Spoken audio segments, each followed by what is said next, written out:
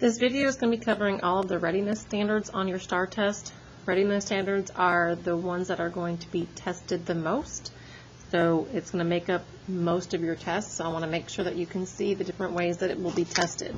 So one of the readiness standards is range, domain and range. A2A is for linear.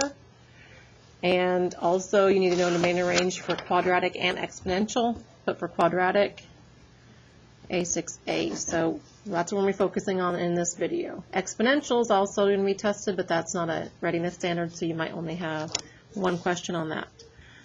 So the question is asking you which graph shows a function with a range of all real numbers greater than 7. So you want to look for a graph that your y values are 7 and above. So if you look at A, if you look at the y values, it's at 1, 2, 3, so it can't be A. A would actually refer to a domain of y greater than 7. If you look at B, your range is starting at 0 and going down, so it's not B. If you look at C, the graph is exactly at 7, and it stays at 7 the whole entire time, so all your range values will be exactly 7. So the answer has to be D. And if you look at the graph, it starts at 7 and it goes up. Okay, reminder that this open circle refers to greater than. If it was a closed circle, it would be greater than or equal to 7.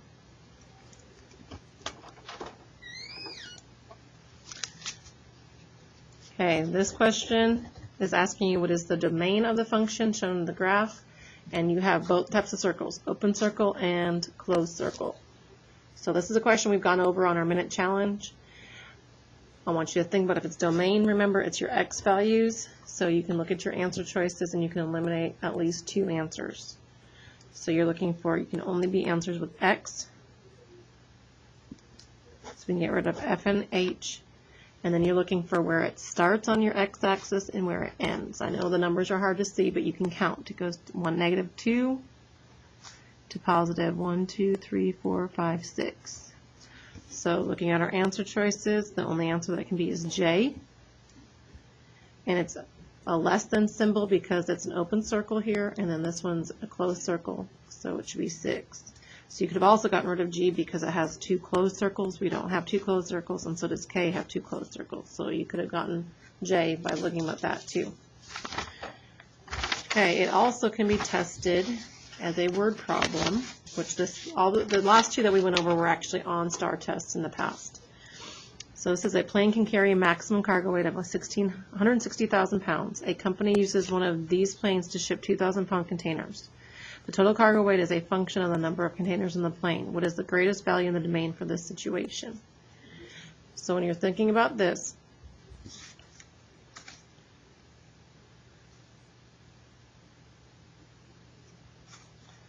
it says the cargo weight is a function of the number of containers in the plane. So it's asking you for domain, so it's looking for X values. So you're looking for how many containers can you ship.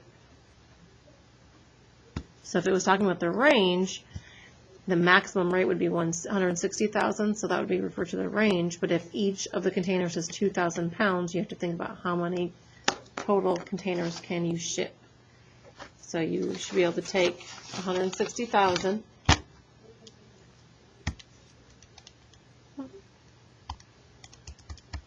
and divide it by 2,000 to see how many containers. And you can ship at the most 8 containers. So you would bubble in 8. If it was asking you for the greatest value in the range, then this would be your answer.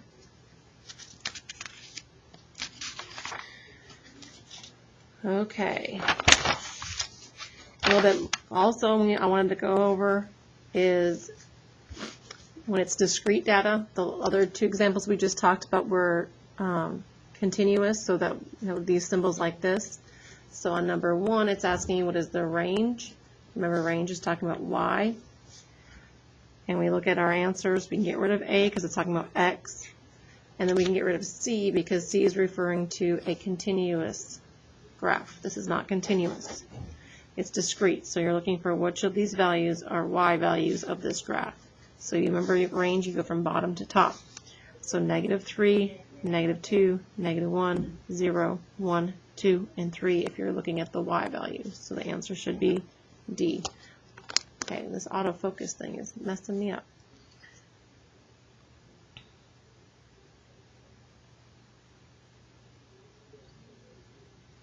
Okay, I'm going to talk about number 2, and then I'm pretty sure that you have these as homework also that you can go over. All right, so this one gives you the equation, and it tells you that the y is the money and x is the t-shirts, and it's asking you for the range. So you're looking for the money.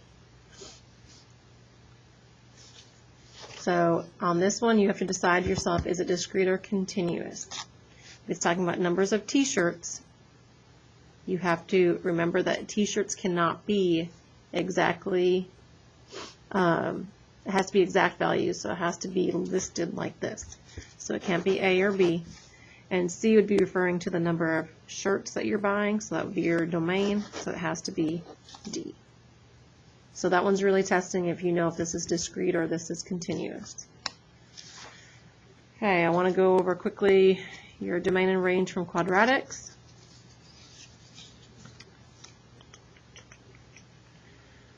Okay, so on number 1, if it asks you for the range and it gives you the equation, I would hope that you would go graph it.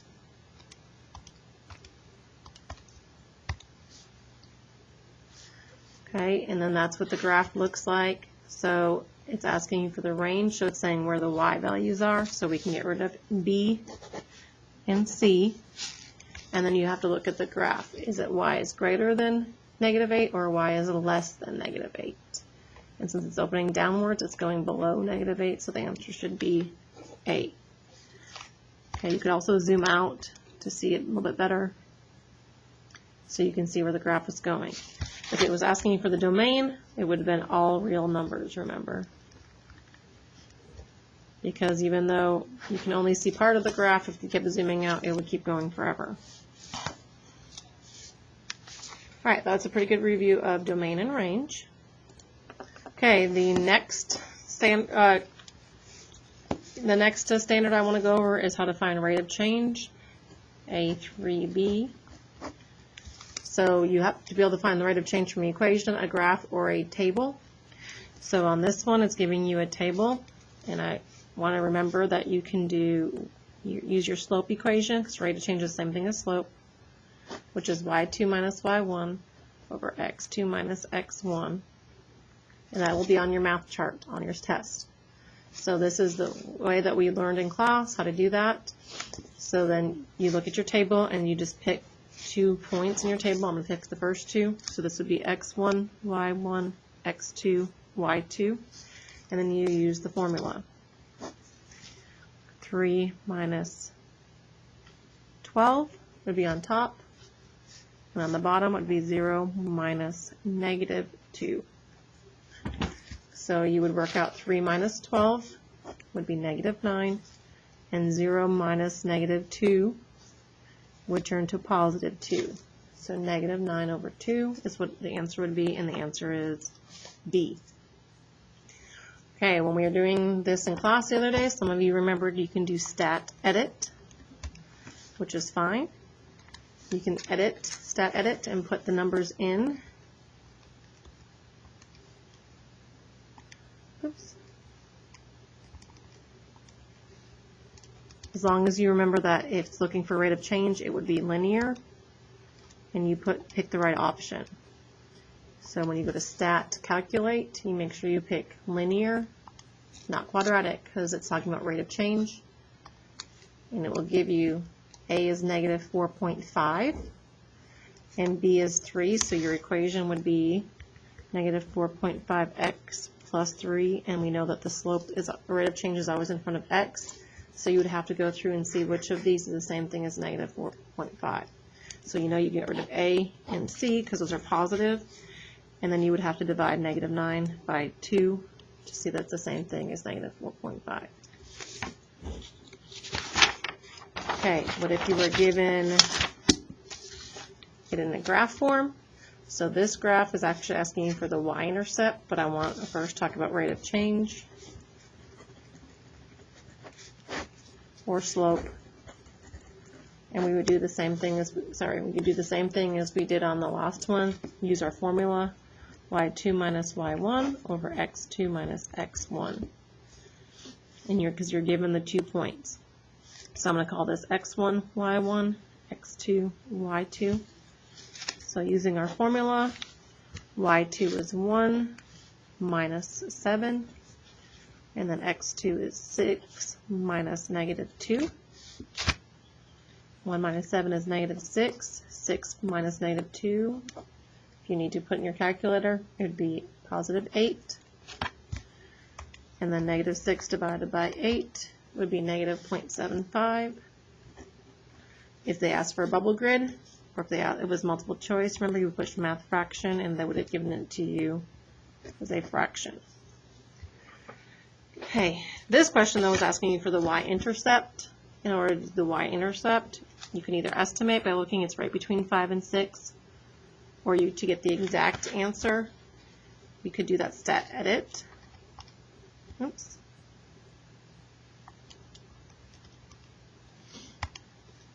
And type in the 2 points that they give us. Stat calculate linear again. Oops. And then you would get the A, which is your slope, and then the B is 5.5, which is your y-intercept. So it is exactly at 5.5, and you couldn't tell exactly from the graph. It's because that might have been a little bit different than 5.5, might have been 5.6. Okay, the other question it's asking you is for the 0. Okay, so to find the 0, remember, it's where the x-intercept is. And it would be between 7 and 8. So this one's a little bit trickier. The actual exact 0 on this one would be 7 1/3. But in order to do that, you would have to get the equation that we just wrote, and then you would have to solve for x. But hopefully you can just use your graph and estimate by graphing it in your calculator, even though it's on here. And then remember, if you put your cursor over, I'm just giving you test taking strategies here. Put your cursor over to where the x-intercept is, and then zoom in so you can get more exact. And it looks to be around 7.3. Okay. All right. I'm going to pause it and go on to the next type of questions.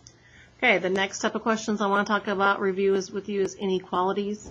We did talk the whole page on this, and there's another video on it, so I'm going to go pretty quickly.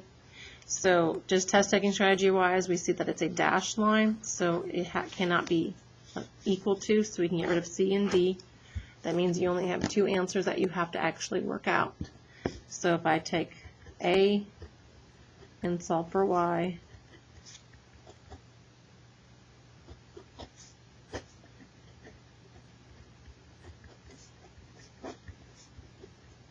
which is Y is greater than 3 minus 7/2 x. And we look at our graph, and our graph is not at positive 3 on our line, it's at negative 3, so that it cannot be A. And this one also says the shading is above the line, and this one's actually below the line. Okay, when you look at this one, you think that it's shaded above, but remember, when it's a negative, you need to flip your symbol when you divide by a negative. So the answer would be B. Okay, and then if it asks you a question about the solutions, remember the solutions have to be in the shaded region. It cannot be on this solid line. I mean, not on this dashed line. If it was a solid line, it can be on the line. Okay, the next thing I want to talk about is solving equations, because that's also a readiness standard. So we're going to talk about a couple of examples. We'll talk about one on there. So we're going to, this rest of this page was homework that you had done, so I'm just going to go over number 4. To review distributing and combine and all that stuff. So on solving equations, you would remember distribute to get rid of the parentheses. 1/2 times 8. If you need to do that in your calculator, you can. 1/2 times 8 is 4x.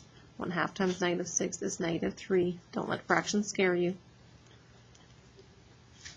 Okay, now you look at your equation. Your x's are on both sides, so you need to cancel the x's on one side and get only x's on the other side. So remember, to get rid of a negative 5, you have to add 5 to both sides. And then we go through and we finish solving.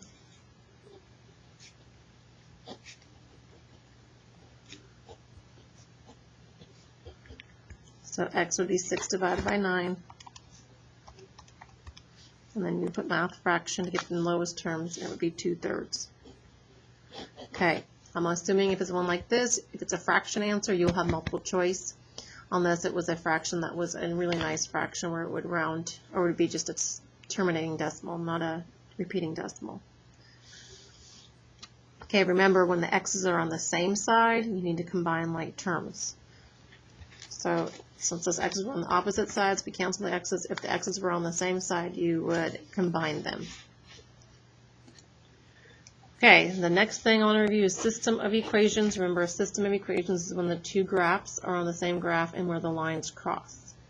So we learned how to do graphing method, how to do substitution, how to do elimination. Most of you prefer the graphing method because you're really good at solving for y, so that's the method I'm going to go over. So to take both equations and solve for y.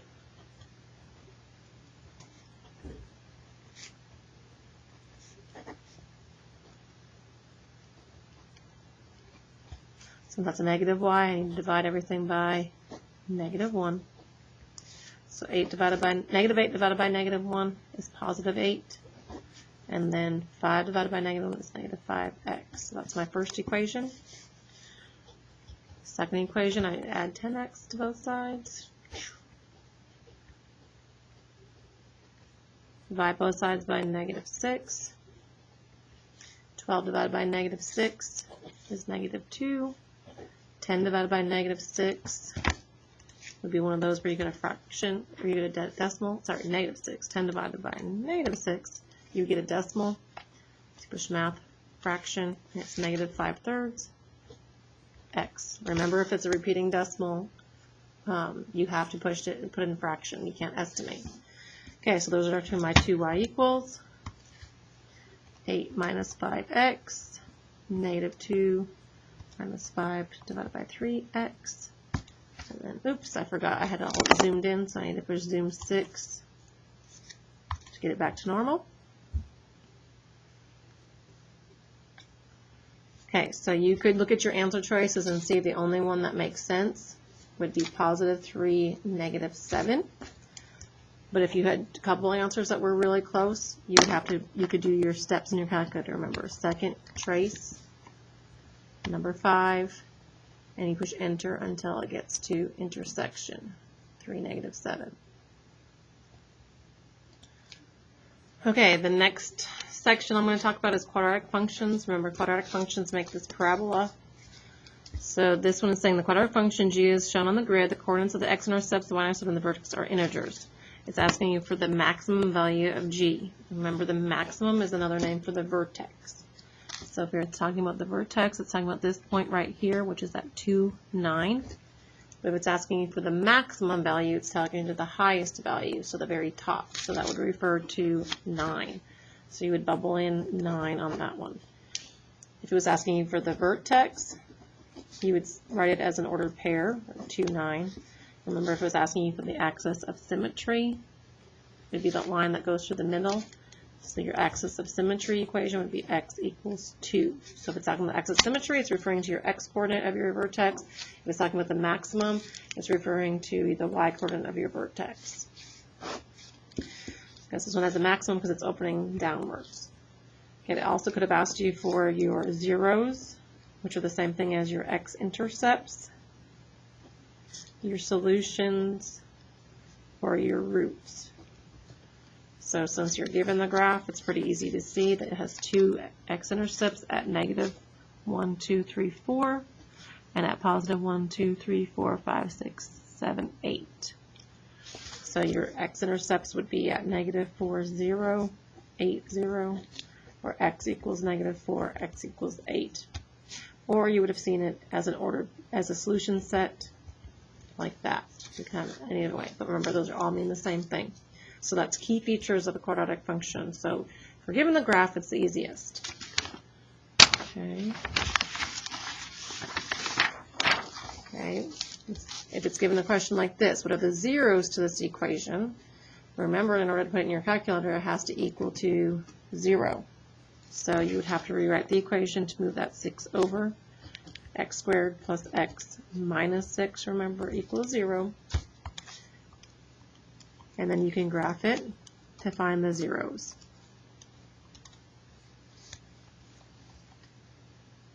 And then you can see the zeros on your graph are at negative 1, 2, 3, and then positive 1, 2. So the answer would be B. That's as long as you change your equation correctly.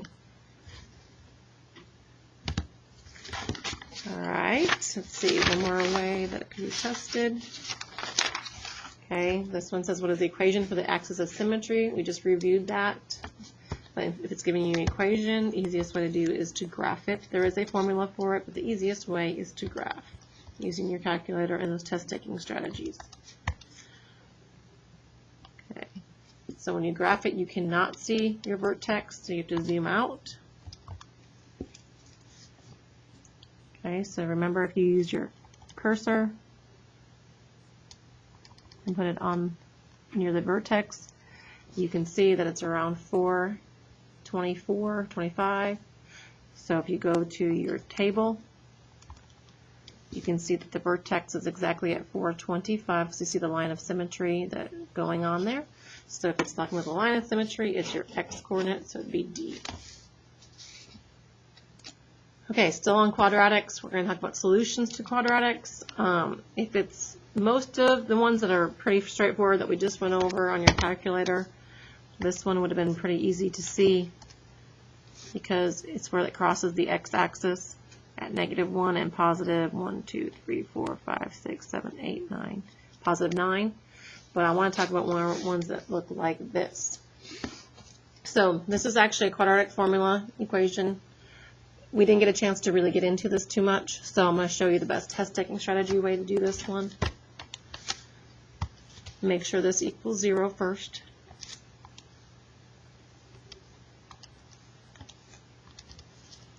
And we push graph. And then we can see what the solutions are. It's really hard to tell exactly, so I want you to zoom in.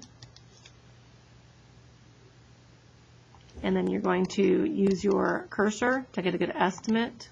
So negative 0.48 is one of your solutions as an estimate. And the other one looks to be around 0.7. So in order to see which of these is the answer, you would have to work out each one of those. So remember, this is 1 plus 7 square roots of 2, and then you divide by 9, so you would do 1 plus 7 square roots of 2 and get the top, and then divide by 9, and 1.2 would be one of the solutions. That's not near either of those, so it's not A. Okay. On the next one, it says 1 plus 2 square roots of 7, a little bit different, and then divide by 9. And we get 0.7. Okay, so that's one of our solutions. Let's do the other one. 1 minus 2 square roots of 7, and then divide by 9, and it's negative 0.47, or 0.48 actually when it rounds up. So this one is the best solution to our estimate using our graph. Okay, on number 3, it says solve a quadratic equation by factoring. Well, you don't need to do factoring in order to solve it. We can use our calculator, making sure this equals 0. So it would be x squared minus 12x plus 35 equals 0, because we had to move that 12x over, so it becomes a negative. So you would just do x squared minus 12x plus 35 and push graph. Oh, we zoomed in, so we have to zoom 6 it.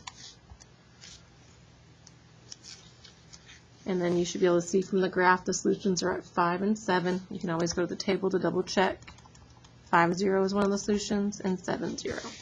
So I'm looking at 5 and 7 for my solutions, and there's only one answer that shows that, B. So you don't have to worry about what the factors are. So you don't have to worry about doing your double distribute and working it out. Okay, one more on quadratics. I wanted to talk to you about, remember the changes in your equations. The main thing I wanted to talk to you about is vertically stretch and vertically compress, to make sure you remember that vocabulary. Remember stretch, you would vertically stretch, you would get narrower. And if you vertically compress, it gets wider. So the best way to answer questions like this is to graph them together and watch what happens.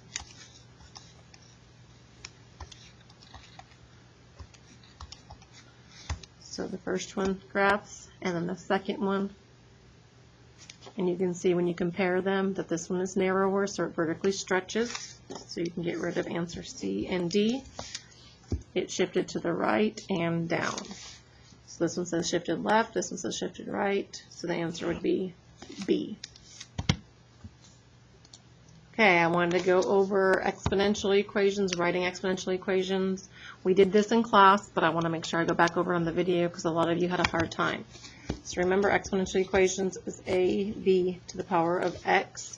Your a is your starting value, and your b comes from your 1 plus the rate or 1 minus the rate. So it's growth. You would do 1 plus the rate. If it's decay, you would do 1 minus the rate. So this one here is asking you if it's increasing at a rate of 5%. And then it tells you that it starts with 213. So all of them start with 213. So it's really testing to see if you know how to write that B. So it'd be 213 parentheses. If it's growth, it'd be 1 plus the rate. So remember, it's 0.05. So the one that matches that one would be answer choice D. The biggest mistake is a lot of students don't remember that and they would pick B. If it was asking you for decreasing, if it was saying decrease at a rate instead, you would have done 1 minus 0.05, which would have been that answer if it was talking about decay. But this one's growth, so that's why it's D. So on number 2, that one is asking you about losing. So if it's losing money, remember that's decay. So hopefully you do not fall for the trick. And I'm going to give you a little time to work on it. You should be able to work that one out. I'll give you about 20 seconds to at least eliminate an answer and think about which one is the best answer.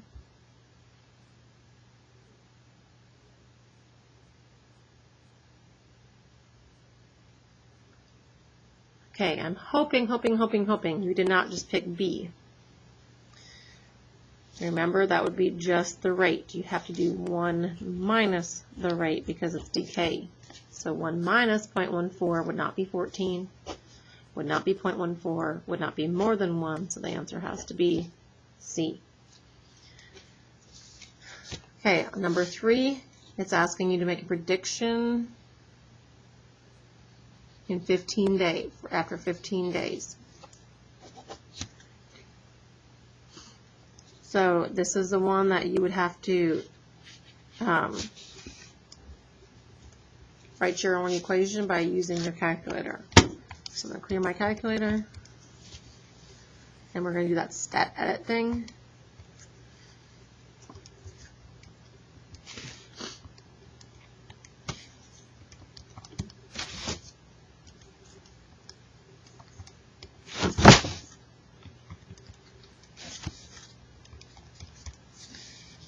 Okay, and then you do stat calculate, and we're doing exponential. So you just pick option 0 and to get your equation. So it would be y equals, we're going to round that to 1500.95 to the power of x.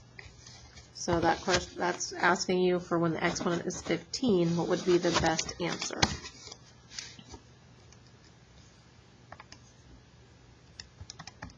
So for the exponent, we would just retype it in the normal screen and type 15 in instead of x, and it would round to 695. So the answer would be A. Remember, it can't be a decimal because it's talking about population. Okay, last type of problem I want to go over is exponents. Okay, so the laws of exponents. So this one is giving you the area of a rectangle, and it's giving you the width, and it's asking for the length. Remember, the length times width is how you get it. So you can either multiply this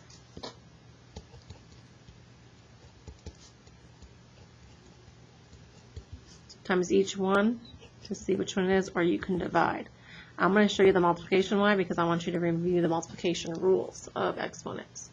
So remember, when you're multiplying exponents, you multiply the coefficients, but you add your exponents. So 12 times 7 would be 84.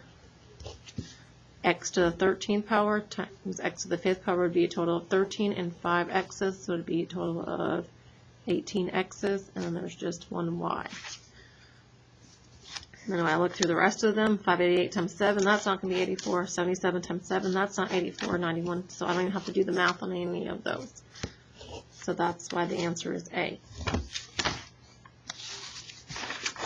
Okay, this next problem is reviewing negative exponents, zero exponent, and dividing exponent.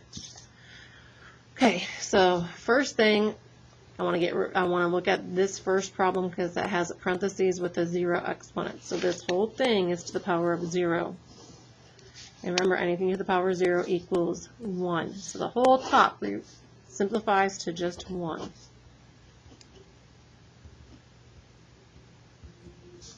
Okay, other thing, remember, you cannot have an answer with a negative exponent. So the answer cannot be D because it has negative exponents.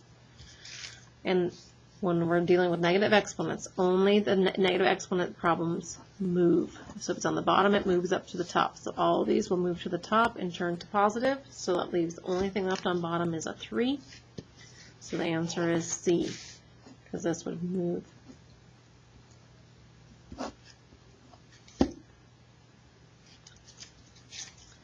All right. All right, if this didn't have a zero exponent and it looked like this, I want to review that.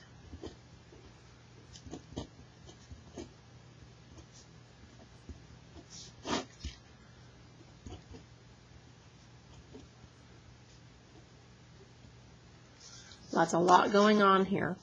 But first thing, when you have your coefficients, you divide the coefficients. So 3 divided by 3 would be 1. And then you would have to rewrite it with all the negative exponents moving. So this would move to the bottom, this would move to the top. This would move to the top, this would move to the bottom, this would move to the top. So on the top you would have x times x to the second. This would move to the top times the y to the negative fifth, well, positive fifth now. This x to the fourth was still there. The z moved up top, and that z to the fourth was on top. Okay, that means everything else writes on bottom.